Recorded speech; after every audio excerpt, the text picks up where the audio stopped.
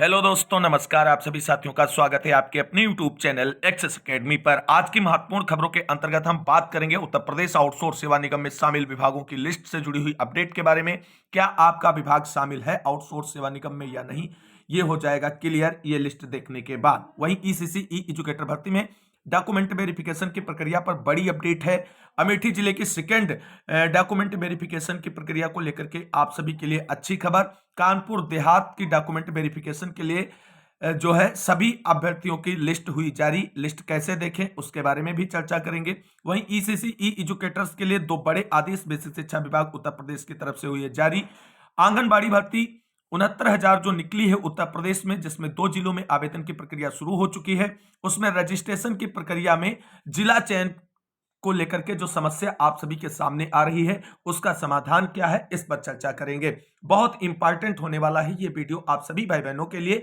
आप सभी भाई बहनों से रिक्वेस्ट है कि प्लीज वीडियो को लाइक करते हुए सभी साथियों में शेयर कर दीजिए। जितने सोशल मीडिया ग्रुप्स में आप सभी लोग जुड़े हैं, इस वीडियो को वहां तक पहुंचा दीजिए, क्योंकि सही जानकारियां लोगों तक नहीं पहुंच पा रही हैं। इसलिए हम सभी का प्रयास होना चाहिए सही जानकारी लोगों तक पहुंचे।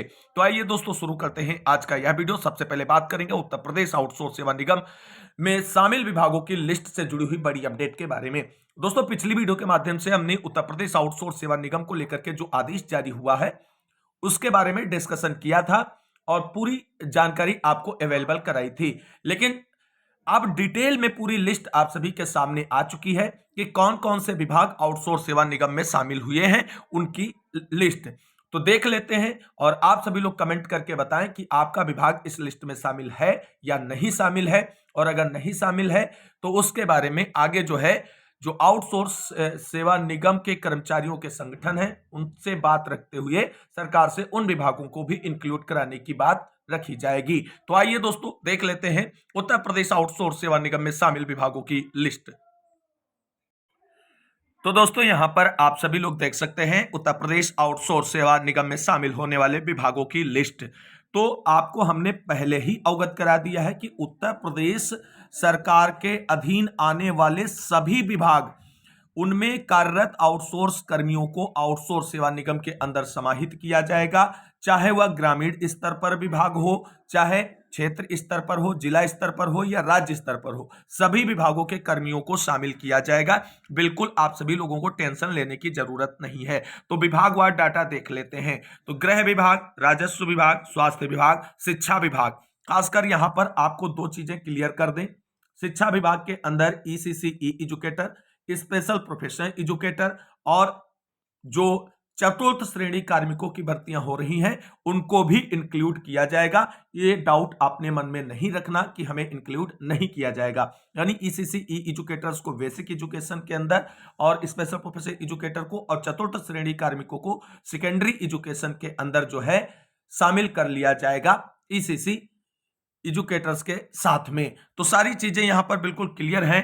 पंचायती राज विभाग, नगर विकास विभाग, ग्रामीण विकास विभाग, सामाजिक कल्याण विभाग, परिवहन विभाग, ऊर्जा विभाग, लोक निर्माण विभाग, कृषि विभाग, सिंचाई विभाग, वन विभाग, खाद्य एवं नागरिक आपूर्ति विभाग, महिला एवं बाल विकास विभाग, श्रम विभाग, आईटी एवं इलेक्ट्रॉनिक्स डिपार्टमेंट, चिकित्सा एवं स्वास्थ्य डिपार्टमेंट, चिकित्सा शिक्षा डिपार्टमेंट, आपदा प्रबंधन डिपार्टमेंट, पुलिस डिपार्टमेंट, सचिवालय प्रशासन, जल शक्ति विभाग, जल निगम और लगभग जो 100 से अधिक जो सरकारी विभाग हैं उनको शामिल किया गया है आउटसोर्स सेवा निगम के अंदर।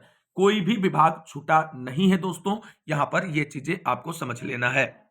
अब जो हेड ऑफ डिपार्टमेंट होते हैं उनके अंदर जो कार्यरत आउटसोर्स और संविदा कर्मी होंगे उनको भी लाभ मिलेगा आउटसोर्स सेवा निगम से मिलने वाले लाभों का।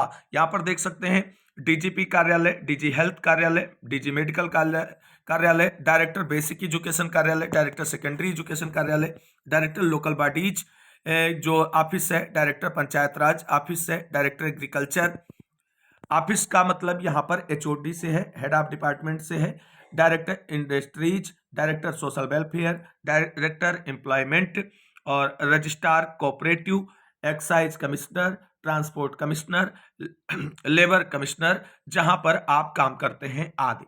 यानी ये वो एचओडी हैं जिन एचओडी यानी हेड ऑफ डिपार्टमेंट में आउटसोर्स कर्मी कार्य कर रहे हैं उनको भी शामिल किया जाएगा। इसके बाद विभिन्न संस्थान जो हैं, जो गवर्नमेंट इंस्टीट्यूशंस हैं, उनमें राजकीय मेडिकल कॉलेज और सरकारी कॉलेज, ITI, पॉलिटेक्निक में, UPPSC, UPSSC, यूनिवर्सिटीज, रिसर्च संस्थान, सरकारी प्रशिक्षण संस्थान, जल निगम, बिजली निगम, RTO ऑफिस, खाद्य विभाग, प्रयोगशालाएं, सरकारी आश्रम, वृद्धाश्रम, महिला संरक्षण एवं गृह, इनमें भी शामिल आउटसोर्स कर्मियों को इंक्लूड किया जाएगा। उपक्रमों की अगर हम बात करें, जिनको अंडरटेकिंग्स या कॉरपोरेशंस कहते हैं, इसमें रोडवेज, जल निगम, पावर कारपोरेशन, जल संसाधन निगम, हाउसिंग बोर्ड, यूपी मत्स्य विकास निगम, PICUP, UPSIC, state industrial development corporations में भी शामिल आउटसोर्स कर्मियों को इंक्लूड किया जाएगा आउटसोर्स सेवा निगम के अंदर। अब अधिकरणों में कौन कौन अधिकरण आएंगे? जो ट्राइब्यूनल्स हैं उसमें श्रम अधिकरण, वाणिज्यकर अधिकरण, राजस्व अधिकरण, उपभोक्ता आयोग, लोक सेवा अधिकरण। आगे अगर हम बात करें दोस्तों यहाँ पर, तो जो समितियां हैं उनमें भी शामिल कर्मियों को आउटसोर्स सेवा निगम में समाहित किया जाएगा। जैसे जिला स्वास्थ्य समिति, जिला प्रबंधन समिति, नगर स्तरीय समितियां, चयन समितियां, कई स्थानीय कमेटियां, और लोकल बॉडीज में जो स्थानीय निकायों के अंतर्गत कौन कौन आएगा? तो सभी नगर निगम, सभी नगर पालिका परिषद, सभी नगर पंचायत और सभी नगर आयुक्त कार्यालयों में कार्यरत आउटसोर्स कर्मी को शामिल किया जाएगा आउटसोर्स सेवा निगम के अंदर। सेमी ऑटोनोमस बॉडीज के अंदर अगर हम बात करें तो इसमें LDA या KDA जो विकास प्राधिकरण होते हैं उनमें कार्यरत कर्मियों को शामिल किया जाएगा। ADA, GDA, MBDA आदि को भी इंक्लूड किया जाएगा। जल प्राधिकरण, UP pollution control board, UP state legal services authority, और इसके साथ साथ राज्य पोषित संस्थाओं में हम जिला अस्पताल, सामुदायिक स्वास्थ्य केंद्र, प्राथमिक स्वास्थ्य केंद्र, आंगनबाड़ी सेंटर्स, सरकारी विद्यालय, सरकारी आश्रय गृह, टेक्निकल इंस्टीट्यूट्स भी इसमें शामिल किए जाएंगे। और जिला स्तर पर DM office, CTO office, passport या आपदा प्रबंधन, कृषि कार्यालय, जिला समाज कल्याण कार्यालय, जिला पंचायत राज कार्यालय, जिला शिक्षा अधिकारी और जिला स्वास्थ्य विभाग में भी कार्यरत कर्मियों को शामिल किया जाएगा। तहसील स्तर की अगर हम बात करें तो SDM ऑफिस, तहसीलदार ऑफिस और रजिस्ट्रार ऑफिस और राजस्व विभाग में कार्यरत कर्मियों को भी इंक्लूड किया जाएगा। ब्लॉक स्तर पर VDO ऑफिस में कार्यरत, ग्राम विकास कार्यालय में कार्यरत कर्मी, पंचायत भवन, मनरेगा कार्यालय, ICDS, ब्लॉक शिक्षा कार्यालय, स्वास्थ्य विभाग, इन सभी को इंक्लूड किया जाएगा। कंक्लूजन यही है दोस्तों, यह आदेश जहां जहां आउटसोर्स कर्मचारी लगे हैं उन सभी जगहों पर लागू होगा, यानी पूरे यूपी की हर सरकारी कुर्सी, हर स्तर पर जिला, तहसील, ब्लॉक, विभाग सब इसमें शामिल किए गए हैं। किसी भी विभाग को इससे बाहर नहीं रखा गया है। अब बात आती है कि सर ये लागू कब से होगा? पिछली वीडियो में भी बताया है, इस वीडियो में भी आपको बता रहे हैं कि दिसंबर तक सारी चीजें कंप्लीट हो जाएंगी और आउटसोर्स सेवा निगम लागू हो जाएगा। वेतन वृद्धि का आदेश और वेतन वृद्धि का लाभ आप सभी को नए साल से मिलना शुरू हो जाएगा। ये चीज बिल्कुल कंफर्म है आप सभी के लिए। तो इस बड़ी अपडेट के बाद अब बात कर लेते हैं अगली महत्वपूर्ण जानकारियों की ओर। दोस्तों अब हम बात करेंगे ECC एजुकेटर भर्ती की डॉक्यूमेंट वेरिफिकेशन की प्रक्रिया को लेकर के आ रही बड़ी अपडेट के बारे में।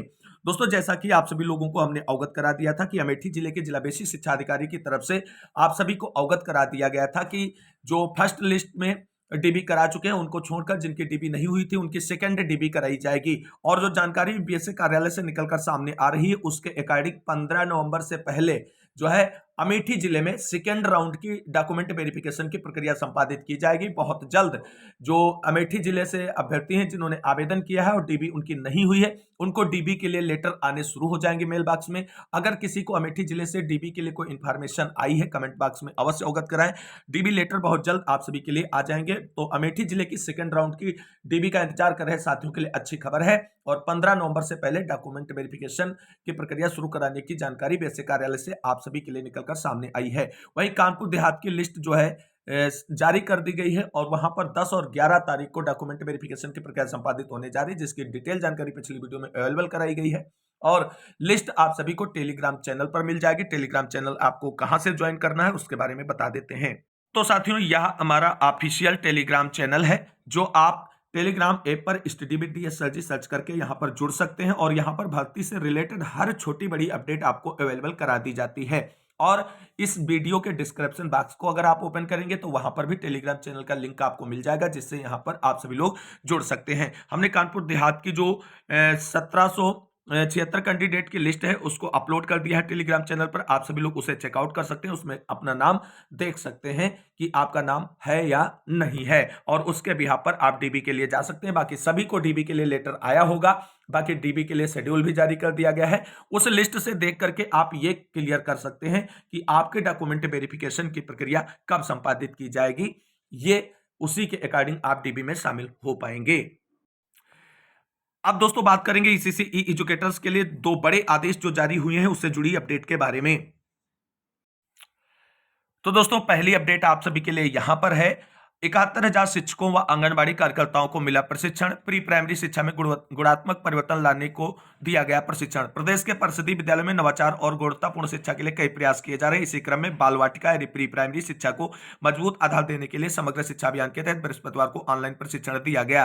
बेसिक शिक्षा विभाग की ओर से अगस्त से शुरू हुई इस श्रृंखला के तहत छठे चरण का प्रशिक्षण दिया गया। इसमें 71,877 विद्यालयों के प्री प्राइमरी के प्रधानाध्यापक, नोडल शिक्षक संकुल, नोडल अध्यापक, आंगनबाड़ी कार्यकर्ता, नोडल एसआरजी और ईसीसीई एजुकेटर को आधुनिक शिक्षण पद्धतियों से जोड़ा गया। इसके माध्यम से प्रारंभिक शिक्षा को और अधिक अनुभव वाला, आनंददायक और सृजनशील बनाया गया। इन प्रशिक्षण सत्रों के माध्यम से इन्हें बाल वाटिका के संचालन, शैक्षिक संवर्धन और गतिविधि आधारित शिक्षण प्रक्रिया की नई बारीकियों में मदद मिलेगी।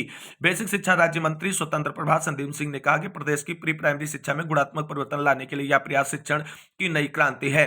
यह ऑनलाइन श्रृंखला शिक्षकों को ऐसे आधुनिक शिक्षण कौशलों से जोड़ रही है जो बच्चों के समग्र विकास और सीखने की प्रक्रिया को सहज, रचनात्मक और आनंद बनाएंगे। तो 71,000 से अधिक जो है साथियों को यहां पर प्रशिक्षित किया गया है बेसिक शिक्षा विभाग उत्तर प्रदेश की तरफ से। अगला आदेश भी देख लेते हैं।